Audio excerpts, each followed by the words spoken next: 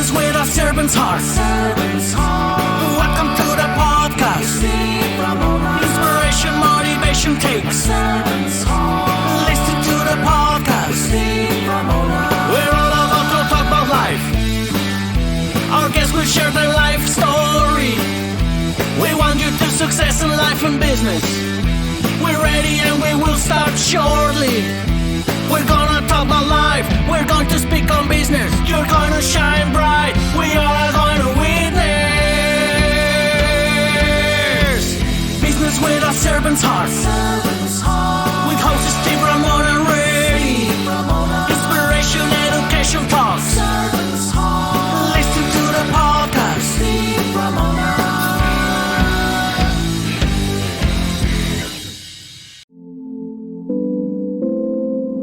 Welcome to the world of a business owner, juggling a whirlwind of responsibilities 2 to 5 years into the journey. Now, envision the transformative power of a mentor guiding you towards efficiency, fostering communication skills, and setting realistic goals. This mentor is the key molding a successful, profitable, socially conscious company. Harness the power of mentorship and let your business thrive. BrainShare Business Mentors is one of the top 10 mentoring firms in the San Francisco Bay Area. Let us help you build the business of your dreams. Select your path and get started today.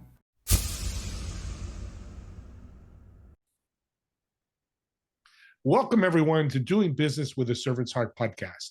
Doing business in life with a purpose, serving others and achieving success. Yes, you can serve and still achieve success. And my guest today is going to show you all about that and tell you all about that.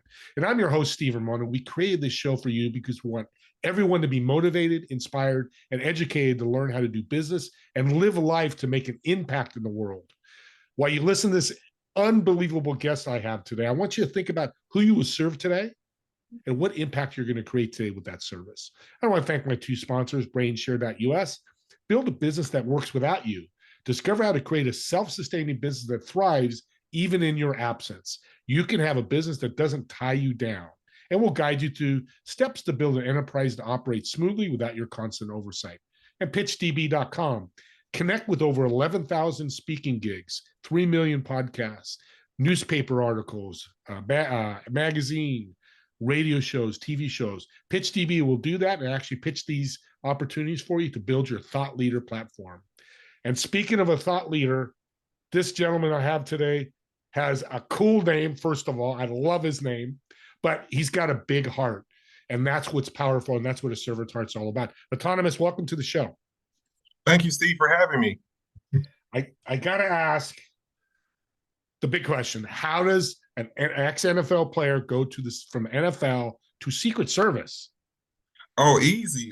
It was one of them things where I saw the window for the NFL was ending. So a lot of athletes, go through that phase. It's almost like a death, So once you go through that, you got to find yourself, But most people, that's what they struggle with. So for me, I had a unique skill set going into the NFL. When you're in college, many people have to get like second jobs. So one of my jobs was, I would do like contract with the IRS, like processing 1040s and things of that nature. So I had a kind of a business tax mindset in college. So, just going to the NFL, just seeing how the NFL and the teams move because they were 501c3, it got me interested in, the 501c3 game. And I saw that, a lot of the, even though the teams were 501c3, AAU was 501c3, every church and pastor was 501c3, and a lot of, elites and Congress people had 501c3s. So that gave me the idea of like, this is something I need to take into consideration, So on top of that, I had a executive protection company protecting celebrities and hedge fund managers. So from that perspective, I would hire, Blackwater guys to do all the work. But I said to myself, if I want to go to the next level, I got to get a substantial law enforcement credential. So for me, it was either go work for the IRS or the Secret Service. Now, keep this in mind as well. I know if I go and work for the government, I'm gonna have to put my assets in my family's name. So most importantly, and this is real good for a lot of guys out there, I had to find a great spouse. I want to tell people the number one debt killer is the spouse that you choose. So you got to be able to choose correctly. So I know how to, properly, vet her and everything. And I went on Match.com, and I told her, I was like, I'm going to give you, here's the options, and ladies love options now. Guys, you got to understand this. They may not know which one to choose, but they love options. So I said, either you can, go to work for the man, or you can be a stay-at-home wife or run the family business. So she was like, really? I was like, yeah, I want you to, be a part of this. I want you to, run the family business, because I saw the way society was going. So, and I was like, and I'm going to go work for Secret Service. And she was like, really? I was like, yeah. So, and it made me choose, like say, choose Secret Service over IRS. The Secret Service being that, not only you get paid the most out of all federal law enforcement agencies, opportunity to network the most powerful people in the world. Then also I had that protection skill set, from that piece. So that's what I liked about it, and I told my wife, look, you're going to do this, and I'm just going to focus on Secret Service and life coaching. So it just brought a whole nother dynamic, to our platform, my being a, special agent, and adding that to the repertoire. Well, being an NFL player, you know all about taxes because you paid a few dollars in town. You could have, yeah. Yeah, taxes. I tell people all the time, when it comes to taxes, it's an incentive-based system, and that's what people got to understand. And I'm gonna get into it a little deeper, just to debunk a lot of myths that are out there right now that can really help people understand how to bring value to society and create economic growth. Yeah, I love that. And you're big in 501c3s, as you mentioned. Why did you go that route? Give the audience some journey through that, and why it's so important. Okay, so the reason, understanding the 501c3, right? So I tell people, like a lot of my clients, me being a life coach, I was like, if you want to bring that value, understand, like, what are you passionate about? Something you can talk about every day. With my particular situation, I chose domestic violence. People always ask me, you're a big guy. What made you choose domestic violence? I was like, well, when I got cut from a team, I was engaged with a young lady, and she cheated on me. She kicked me out. So she got with a guy that started, beating on her. He was giving her money. So one day she told me, she was like, Antomius, I want you to come and get your ring and your things. And I was coming from a protection assignment. And when she came outside, the guy shot up in the air, and I almost shot the guy. But I had to have, mental intelligence, to not do it. And she was walking towards me. She was like, Antomius, please don't shoot. Please don't shoot. My mom said I can take the beating. It's just a couple licks. I'm like, you don't got to go through this. So on that drive home I did a lot of soul searching. And I came across it was a commercial with Obama. He said, one hit is too many. Right then and there, that gave me the idea of starting my nonprofit, for domestic violence survivors. So what I would do is I would contract police officers to go back, to the ladies, to their homes to get their things and go back to the shelters. So that's how it originally started. I took something that could have been detrimental in my life, and so how can I help society from that standpoint? And I thought that was, so much needed, from that perspective. God bless you, Antomius. That is I love hearing that, because we need to give where the giving needs to be taken. Not billionaires giving more billion, not that there's wrong to be a billionaire, but you went to something that you saw that was a personal experience. Yeah. And how much is a personal experience important with your 501c3 that you're starting? Oh, very important, because it's something that you can talk about every day. You want that, so with that being said, guess what? There's, deductions and things of being a founder, benefits of being a founder of a 501c3. That's what people got to realize. See, many of us do the work in the community, but we're not legally set up to get the deductions, because after 2018, the tax codes changed, dramatically. So pretty much, the people, that was running the country at that time, they wanted to, get the country out of debt, or reduce the country's debt, and there's three ways you can do that: wars, doing new deals, number two is legalizing natural resources, and number three is tax cuts. So when I saw the tax cuts coming, I was like, oh, okay. So for Americans need to understand, if you're going to get tax deductions right now, you need to be bringing value to society. So that's where the translation for a lot of people, it didn't really click in, till, much later. So it was pretty interesting from that part. But I saw a niche for myself that I can teach people this stuff to raise money for the nonprofit. So, and that's what I was on the mission to do. So I started a tax firm, and I said to myself, I'm going to save, Americans. My goal is by 2030, over $1 billion in taxes by, educating them through financial literacy, taking portions out of my, my domestic violence and battered intervention program with the finance, and I'm going to, market that to society. Love it. Love it. $1 billion. I'm going to support him and do as much as I can because, and I think people in the audience are listening, like raise their hand. Yeah, autonomous. I want to save too, because it is a problem. It is a problem in the world. Now, I mentor businesses as well, a coach or whatever you want to call it, like you do. And I talk about your network's your net worth. Yes. You told me a great story. I knew you'd be excited about that, about being a Secret Service and how your network changed by meeting all these ex-presidents. Talk about that. I think it's a great story. Well, I don't want to get too common because I'm still there. I want to get too into it, from that perspective. But just understanding, being able to bring value, from that perspective. If a lot of people go in it with a servant's heart, you can have more conversations. So and that was my goal, in life. From, I want to say, when I came into the knowledge maybe around 2010, when it just really, just kind of hit me, to have this kind of mindset, and studying the Old Testament, that assisted me as well, studying the scriptures, so I was like, I'm gonna go in there with this servant's mindset. And then, truth be told, there was a lot of other, high-ranking people. They got the same mindset, So, but I'm gonna tell you this, Steve. So when I retire, you can definitely get me, for some super juicy stuff. Amen. I want to read the book too. There's definitely going to be a book here too. And I love about the value add. I mean, in today's Good Friday, we're going on Good Friday, and we know Jesus, King of Kings, and he wiped cleaned the feet of his disciples. That's what value is. And it's amazing. You're talking about high level people, billionaires, people very successful. They're willing, if you bring value to them, to work with you, no matter where you're at, right? Talk more about that. That's a cool idea. Yeah. So one of the things, right, people used to always ask me, they was like, well, Wise, how do I get around wealthy people? And I tell them, volunteer. What I did was at events, I would volunteer at the name tag station, right? And I would pass out, name tags. And I would get to tell my story. I was an up and coming, founder of a nonprofit, but I was just on the low end. It was like, what, I like what you're doing. I'm gonna help you out.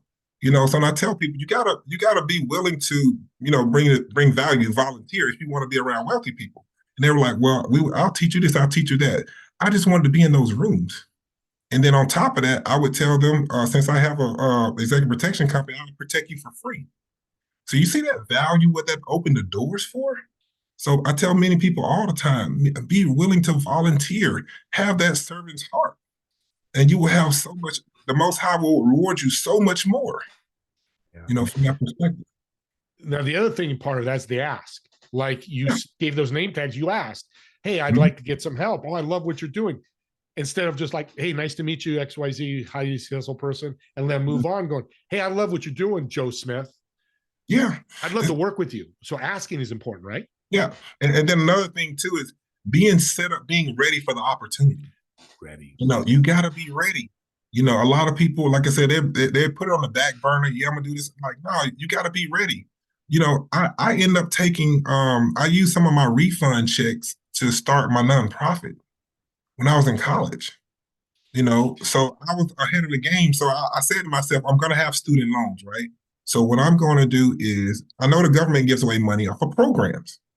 So what I'm going to do is I'm going to start my nonprofit, working for my nonprofit. And within a decade, I'm going to have my student loans forgiven. Guess what? I got a letter over 3 or 4 weeks ago saying all my student loans are forgiven, $160,000 worth. Because I was working for my own nonprofit. So I was so far ahead of the game.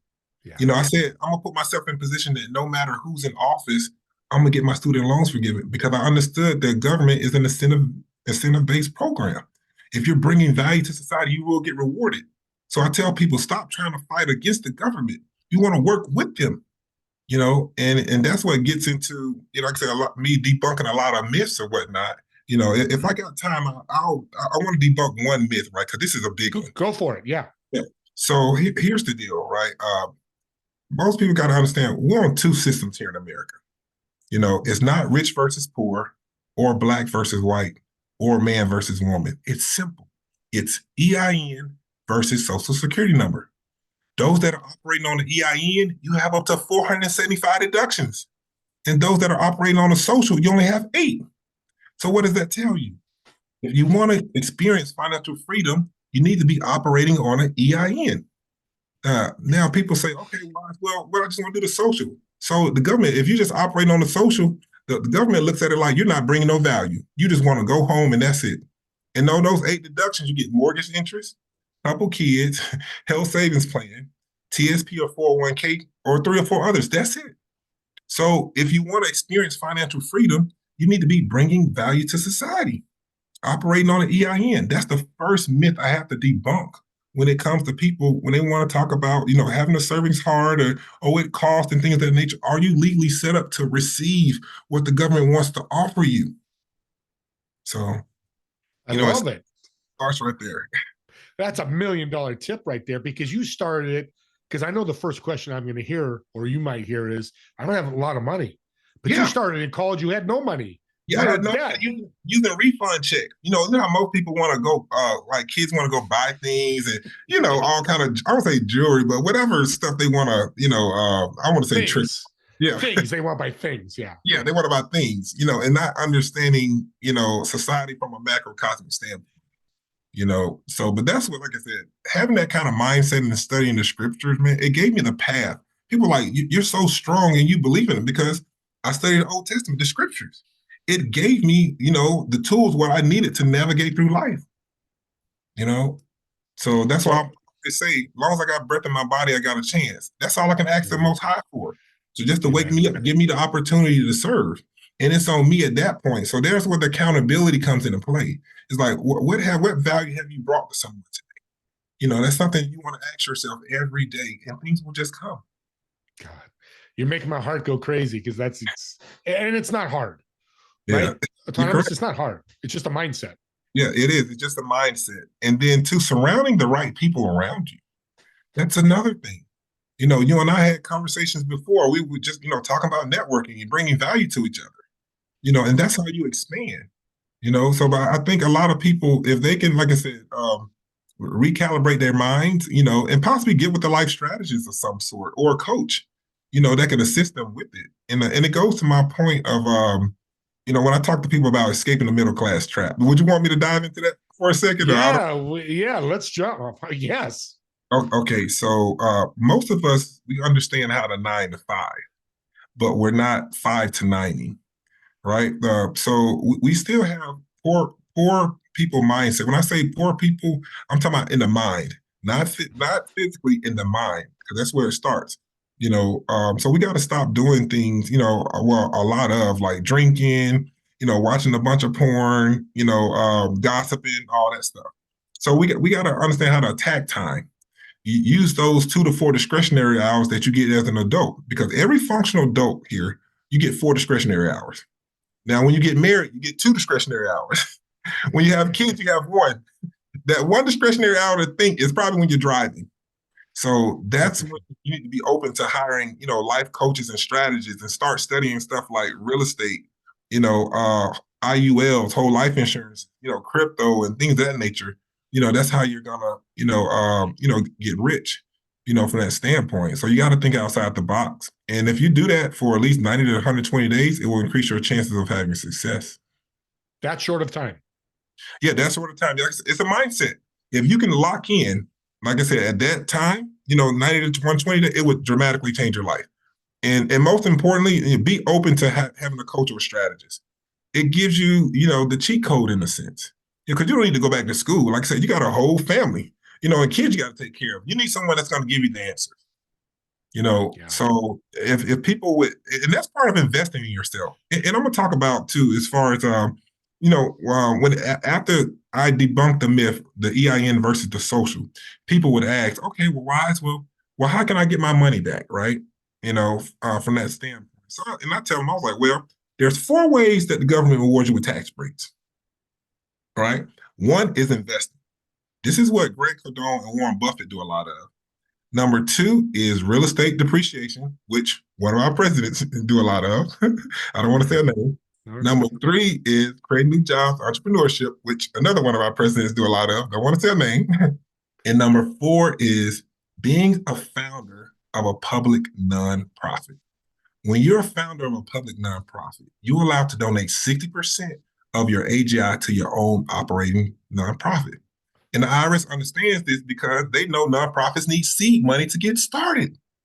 So I tell people, like, look, if you got this vision in your head, start your nonprofit and it can reduce your taxes. The government is an incentive-based system. Yep. So if you do that or whatnot, you find out the needs of your community and you provide the solution for it, the government will reward you with tax breaks. It's just that simple. And then on top of the other benefits that the community and the state they give, their monies and things of that nature come out, you all just be legally set up so you can take advantage of it. Mm-hmm. So I'm more of a solution-based type of strategist, more so than just talk about your problems. You can go to a therapist for that, but if you want solutions, come to me. Yeah, when you got business in front of your title, business is about growing and making money. It's not about I feel better today. Yeah, exactly. And I always tell people too, if you have a nonprofit, you want to, have a business as well with it, because your business can be able to do work for your nonprofit, especially when you start getting grants, from that perspective, but just being legally set up so you can, get the incentives that the government rewards, on both ends, serving and also doing business. So my dad always told me, he's passed in 17, but I'll never forget, don't recreate the wheel. So what you've done is these super leaders, you've learned from them, create a wheel and say, come to me or another strategist, because we have the wheel. Don't recreate something. It's done already. Just follow our lead. Exactly. Right, Pat? Okay. Yeah. That's a big thing with it, especially the high W-2 earners, like I say, doctors, attorneys, salesmen, nurses, they're really getting hit right now, tremendously, because another thing, right? So, it was said that they're going to tax the rich, right? This is hilarious. So how can you, tax the rich? Because they're going to be mostly zero tax income because they're going to know strategists like myself. So who are you going to come after the middle class? So that's where I see the disconnect right now. A lot of middle class people just kind of feel like, betrayed, but I think it's a knowledge thing. It's a financial literacy part. So if someone is teaching financial literacy right now, it is monumental. It can be very booming, from that perspective, because a lot of people, they're searching for answers. I want to say as of 2020, right, a lot of things happened. People always ask me, they was like, well, why did it happen in 2020? I'm like, well, you know what 2020 means? You can see clear. Oh, wow. So if for those who were ready to make that jump, they capitalize on it. For those who not, they're still feeling like, oh my gosh, like, what am I going to do? And, with inflation and everything, and I just tell people to combat inflation, you want to have business entities and nonprofits set up so you can receive the funds from the government, so that's how you combat inflation. You got to bring some value. Yeah. Because, yeah. No, I did. My head's spinning right now. This is so powerful. So, and a lot of people I talk to, like, loophole, that's not right. They're not really loopholes. They're in the IRS book. Yeah, Congress wrote it. That's what I'm saying. Okay. Right. Congress put it for us to take advantage of. But the thing is, most people, they feel they can only, this is funny, right? So they feel they can only learn stuff in school. They'd be like, well, why can't school teach us about taxes and starting your own business? I was like, well, if you want me to be honest, why don't the lion teach the gazelle how to get away? So if you want this type of knowledge, you got to have a certain mindset. Like I said, you got to think servitude, bringing value, providing solutions to society. So that's going to cause you to have a certain mindset where the average W-2 person, they don't have that mindset. Yeah. They just figure, I'm just going to go to work and I come home. And the tax codes, if you're going to have that mindset, you only get 8 deductions. It's only right.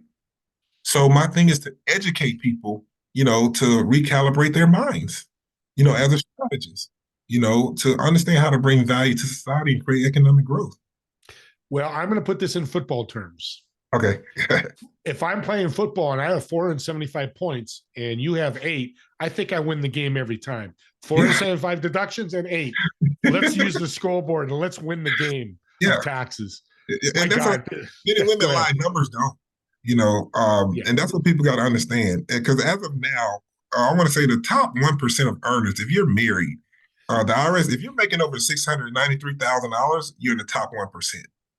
Now if you're single, I want to say it's 598,000. Mm-hmm. So once you get to that threshold right there, that's where you got to say it's like, all right. So if I'm going to be taxed at 37%, I got to have something, to reduce my taxable income. And even so, for a lot of middle class people, I want to say top 10% right now is 178,000. So if you're at that stage, you're top 10% earner, the IRS are going to love you. If you're not bringing no value, they're going to keep that money. And another myth, one more, I'm going to give you this one more, which is from educating people. So you know how you can tell that you're overpaying on taxes, right? So you want to look at box 2 and box 17 on your W-2. And you want to add those numbers together. That's an overpayment to the IRS. You're actually eligible for it as a refund you're bringing value to society doing those 4 things I mentioned, and I'll run through those again. 1 is investing. 2 is real estate and depreciation. Number 3 is creating new jobs, entrepreneurship. And number 4 is nonprofit. So if you want to get that money back that's in 2 and 17, you need to be doing a combination of those 4. And another thing is this too, understand the difference between a regular CPA and a strategist. Where a regular CPA is just going to make you compliant. Where a strategist is going to look at Steve's life. Okay, well, how can we lower Steve's taxable income? Let's get a tax plan in play. Let's submit it to the IRS, and we use it come tax time. So that's what a strategist does. And I tell people all the time, if your CPA is not looking for a way to get you that money back, that's in box 2 and 17 from your W-2, you need to ask them, are you working for me or for the IRS? It's just yeah. Strategist is the coach and the CPA is the player. Strategist tells, or the client in a sense, strategist tells, here's your playbook for your taxes. Yep. Mm-hmm. Yep. Oh, man. Planning. Yep. Tax planning versus tax prep. A lot of people want the CPA to do a miracle. No, by the time you take your taxes to the CPA, as of 2018, the miracles are done, unless you want to get locked up, Yeah. But all seriously, you got to have a tax plan in play. That's where it's at. You got to have a tax plan, do tax planning instead of just tax prep. This is great. Antomius, God bless you, my friend. You are a blessing. And you just brought so much value. How can people reach out to you or reach out to your team? Oh, yes. So I'm going to say a simple Google search would definitely get you all the information. And my correct spelling of my name is Antomius. It's spelled A-N-T-O-M as in Mary, I-U-S, and last name is Wise, W-I-S-E. We do have a website right now. We're doing a little rebranding, and that website is lifestrategies20.com. And I do have an Instagram handle as well. That's life_strategies_2.0. So, but definitely the Google search will, get you to my team, and someone will respond back. We're going through tax season right now, but we always got someone available. We're always getting questions, and I do a lot of, podcasts now, and then consultations and things of that nature. So the tax stuff is valuable, but a lot of people like the relationship stuff and the emotions and health part as well. But I just understand how society is right now. I understand how to ride waves, and ultimately just want to bring value so we can build the campus that we're looking to build here in Loudoun County, Virginia, for survivors and batterers intervention. Because one thing that separates us from other nonprofits, we want to provide a solution for domestic violence, from that standpoint. So, like I said, that's the value I want to bring to society, and it's so much that goes on with their relationships. People got to understand, so. Well, I'm going to support that. So we'll talk more. We're going to stay connected because I want to support that with a number of ways. But audience, I want you to realize his last name is Wise. Yes. This is a wise man. Just realize when you said your name, reach out to him and do me a favor. This podcast, and he's on many of them. If you hear him on another podcast, please listen. It doesn't have to be my podcast, but take the reverse and forward buttons He gave you $1 million tips here, literally $1 million tips. Take that portion and listen to it back and forth. He just said mindset. You need to practice. He was an NFL player. I know he had double days. I played high school and community college. Double days were not fun, but we did it for a reason, and he did it for a reason. That's your double days. Listen to it over and over again. We'd love for you to listen to the whole show, me and Antomius, but you know what? We'd be happy you had 5 minutes and it changed your life. Yes. Do that, and that way you can take bits and pieces of him. And I'm going to do the same thing. I'm going to do that tonight. My wife's going to miss me for 30 minutes because I'm going to listen to this podcast again. And thank you, my sponsors, brainshare.us and PitchDB. Don't forget the swag, doing business with a servant's heart. Who are you serving today? Hats, t-shirts, hoodies. They're all available. The links will be in the chat. Plus, Antomius's links will be on there too, so you can reach out to his team if you didn't remember or can't find them on Google. But last but not least, I want to speak for Antomius. We thank you so much for listening and watching this show. God bless you. It's Good Friday. He is taking care of us today, and he's taking care of us on Happy Easter on Sunday. Bless him and bless everybody here. We'll see you on the next episode of Doing Business with a Servant's Heart.